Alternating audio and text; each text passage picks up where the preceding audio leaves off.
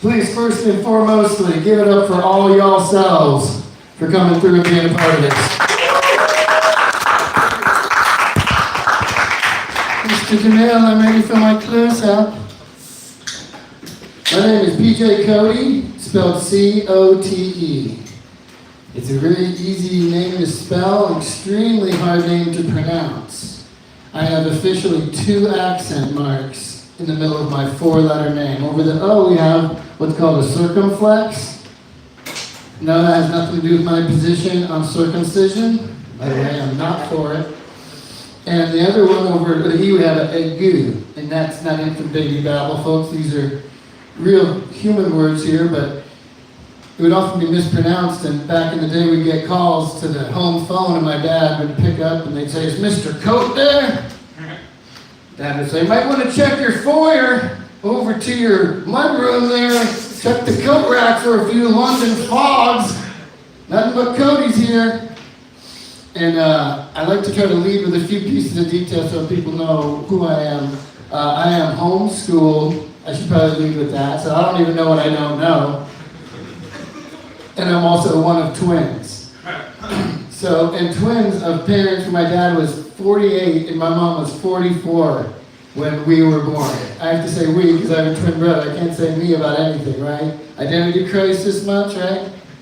And so when we were in utero, they didn't even know there were 2 of us because just like a hippie, no sonograms, no checks or nothing. 44-year-old mom on a bicycle, unicycle, a bicycle built for 2 with twins in tow. And so when we were born, I didn't even have a name, much less even an identity. Like they didn't know I was in there until I came out 5 minutes after my brother, and they had a name picked out already, right? Christopher Paul, right? So just like a utilitarian, they decided to tack on the Christopher to him and give me the Paul just like a fucking afterthought. What am I, a middle name? So my first name is technically a middle name.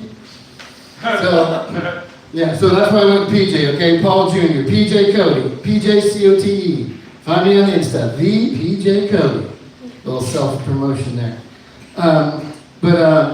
For a brief moment, for anyone, can we give a small round of applause for the 44-year-old mom who had twin boys and delivered us at home? Delivered us at home. Trying to deliver us at home.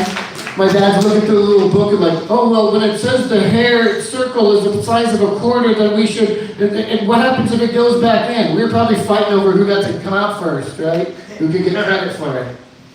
But God bless my mom. And then she homeschooled us. That's a 5-year sentence, responsibility, right? 5 years later, you throw them into school. Like, think about a mom that does that, the kind of sacrifice you take to raise us. We were little shit brains. Good guy. And so I'm a writer, much like RJ over here. RJ been in any of these books. I've written a few things in my life, and as a writer, my dad was also a writer, but I think he really knew better, but he would kind of butcher the English language just to kind of mess with us, just to get in my head. So if he saw something on TV that he was outraged at, he goes, "That's ludicrous!" I'm like, "Right, Dad, especially the T." And we would play our Nintendo, and if we played our Nintendo too long, we couldn't go to Chuck E. Cheese. No, I'm going to Chuck E. Cheese on Friday. Dad, that place doesn't exist, so I don't feel bad. And Chuck E. Cheese is probably not too appetizing, Father. Let's not do that. But the other thing he would say is, he's like, "Turn off the Nintendo." Yes, Dad, I intend to. And being in Florida, it's kind of a weird upbringing. I'm originally from Tampa Bay. So I guess you could call me a full-blooded Tampan. Yeah, that's gross. You guys know it. And then I was actually born in a place called Plant City. So technically I was born in Plant City. And then, so there's Hope School, you get to pick your school. So I was Plant High School. So like they didn't know I existed. I didn't have a name. I'm Mr. No Name. Johnny Come Lately. Plant City. I swear my life is like the setup for a Goosebumps book.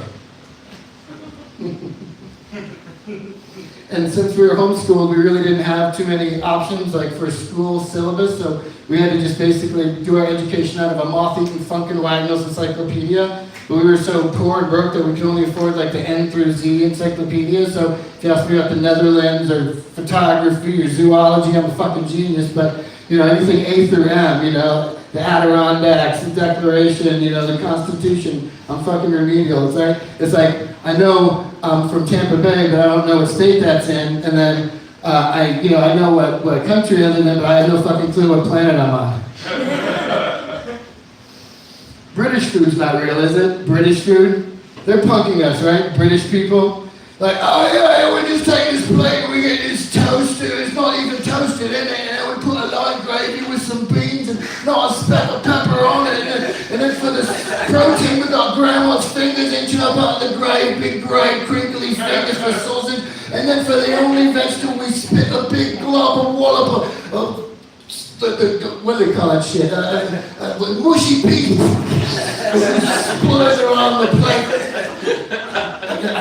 Sometimes I just want to make up names to pejoratives for English people, like sod off, you wob. Pejorative. I'm going to finish with this since we're at the weed store. I almost lost a friend last week because he was constipated and he asked me for help. So I suggested a weed-based laxative and a cannabis-based laxative, but unfortunately it didn't work and he just got hooked on the weed. That guy couldn't shit or get off the pot, huh? That's the time. I love you guys. See you tomorrow night.